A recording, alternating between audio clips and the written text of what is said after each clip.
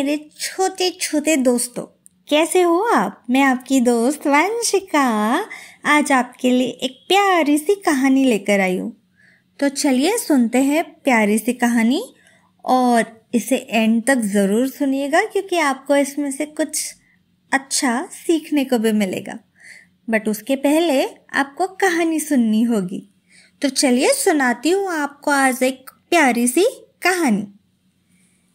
बादशाह अकबर कामकाज के अलावा भी कई चीज़ों के बारे में बीरबल से बातचीत किया करते थे। ऐसे ही बैठे बैठे एक दिन बादशाह ने बीरबल से पूछा कि इस दुनिया में सबसे बड़ा हथियार तुम्हारे हिसाब से कौन सा होता है। इस बात के जवाब में बीरबल ने कहा कि संसार में आत्मविश्वास से बड़ा हथियार कुछ और नहीं हो सकता है। यह बात अकबर के समझ में नहीं आई, लेकिन फिर भी उन्होंने कुछ नहीं कहा। उनके मन में हुआ कि समय आने पर इस बात की परख की जाएगी। कुछ दिनों बाद राज्य में एक हाथी बेकाबू हो गया। पता करने पर समझ आया कि वो पागल हो गया है। उसे कर्मचारियों ने जंजीरों में जकड़ लिया था। इसकी खबर जैसे ही बादशाह को पहुंची तो उन्होंने सीधे महावत से कहा कि जब भी तुम्हें बीरबल आता दिखे तो हाथी की जंजीरों को खोल देना।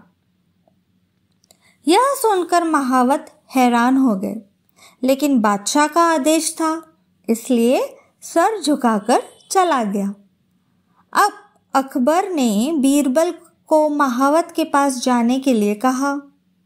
महावत ने भी बादशाह के आदेश का पालन करते हुए बीरबल को आते देख हाथी को जंजीरों से मुक्त कर दिया।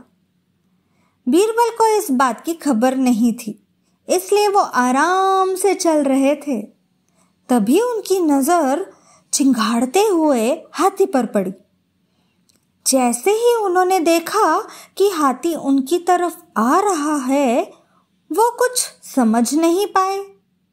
कुछ ही देर में उनके दिमाग में हुआ कि बादशाह ने मेरी आत्मविश्वास वाली बात को परखने के लिए ही इस हाथी को मेरे पीछे छोड़ने का आदेश दिया होगा। अब बीरबल इधर उधर भागने की सोच रहे थे, लेकिन ऐसा कुछ हो नहीं पाया। सामने से हाथी आ रहा था और अगल बगल में भागकर जाने की जगह नहीं थी। इतने में हाथी बीरबल के काफी करीब पहुंच गया। तभी बीरबल ने सामने एक कुत्ते को देखा और उसे टांगों से पकड़कर हाथी की तरफ फेंक दिया। कुत्ता चीखते हुए हाथी से टकराया। उसकी ऐसी चीखें सुनकर हाथी वापस उल्टी दिशा में भागने लगा। कुछ ही देर में इस बारे में बादशाह अकबर को पता चला। तब जाकर उन्होंने माना कि आत्मविश्वास ही मनुष्य का सबसे बड़ा हथियार है। तो दोस्तों, कहानी से ये सीख मिलती है कि हर किसी की बात पर यूं ही भरोसा नहीं कर लेना चाहिए। बात की जांच और परख करना ज़रूरी है। दूसरी सीख ये है कि इंसान समय से पहले उम्मीद न छोड़े तो परेशानी से बाहर निकला जा सकता है। तो दोस्तों, कैसी लगी आपको मेरी ये आज की कहानी और उसकी सीख? मुझे ज़रूर बताइएगा। मैं फिर मिलूँगी, वादा करती हूँ, एक अनोखी कहानी लेकर आऊँगी। तब तक के लिए बाय बाय, टेक केयर।